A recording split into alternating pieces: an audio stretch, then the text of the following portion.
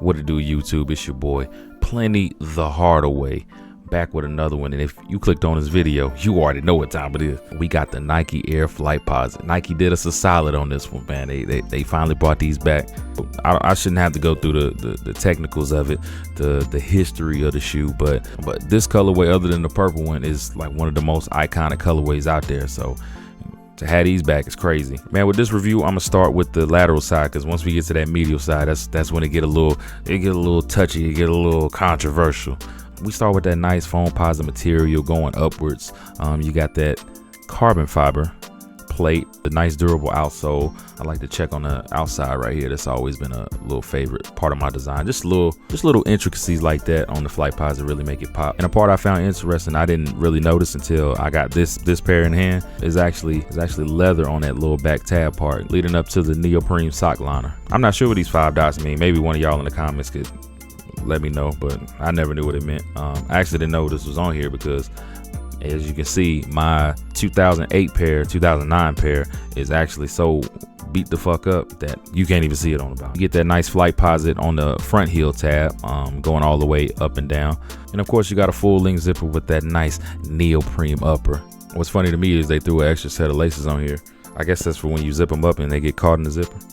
But hell, for $240, I mean, yeah, you better throw some laces in there, man. Dude, give me something. Another funny thing I found out when I looked it up, this pair originally released in 1999 for $160. And today's retro is 240 bean. I got these at my local boutique. Got there nice and early. I got like an hour right before they open, and I'm like, man, I gotta get there. I gotta get in line for the resellers come out there, because I mean, this spot is known for having resellers. So I get out there, and lo and behold, I'm the only soul. Like, getting close to the opening time, I'm the only nigga in there. I'm like, bruh. And then, funny enough, I won't say the name of the place, but I get there and I'm like, he's like, yeah, bro, what size did you say you wear again? You know, I told him, and I'm like, yeah, size 12/11 and a half. And he's like, I mean, we only got a biggest size is 11 and a half and a 13. They didn't send us a 12. Shame on y'all. Moving on to actually my favorite part of the shoe. Y'all not gonna believe this, but the insole. The insole is one of the best that I've ever experienced in a Nike basketball shoe, outside of the Kobe 8.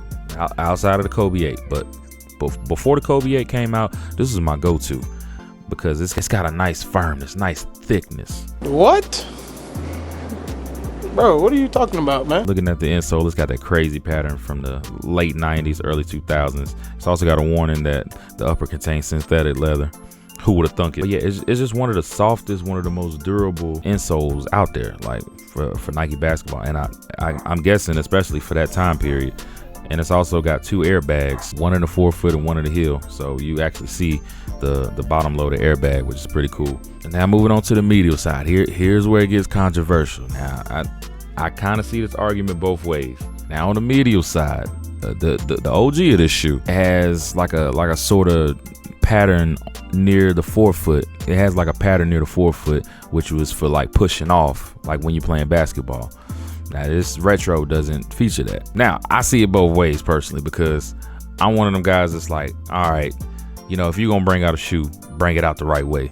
I'm on record holding Jordan to that standard. But on the other hand, we haven't seen this shoe since 2008. This retro since 2008. I had to have it, man. Like, ever since I got it, I've been smiling ear to ear, man. So yes, I understand it kind of takes away from the design. Like it's some OGs out there that is clowning this design. They're like, bruh, you gonna bring it back, don't bring it back all the way. They've been calling these the flight boneless, the diet Flightposite. Like, it's been crazy jokes getting off.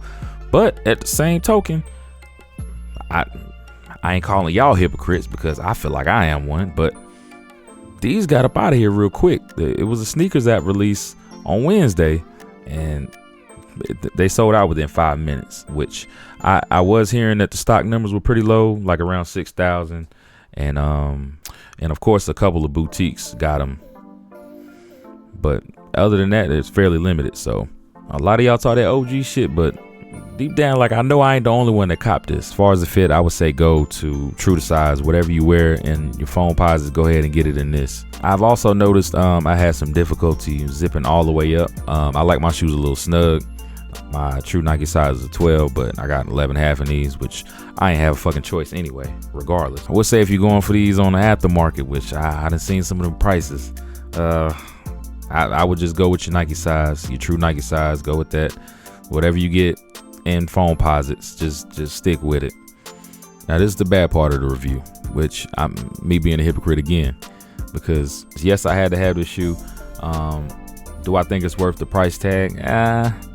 I see a couple of glue stains. It seemed like it was kind of rushed, and also on the medial side with these pods, these little air pods for like the ventilation, you see loose stitching, and it's like, man, come on, Nike, like you expect people to pay $250 for these after tax, and then you put out quality like this. Like, I don't know if this was rushed or what, but that was kind of a letdown. But at the same token, I'm still glad I got the shoe.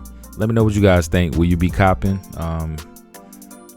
Is it an L because they didn't have the little wraparound part on the forefoot? Y'all let me know. Like, share, subscribe.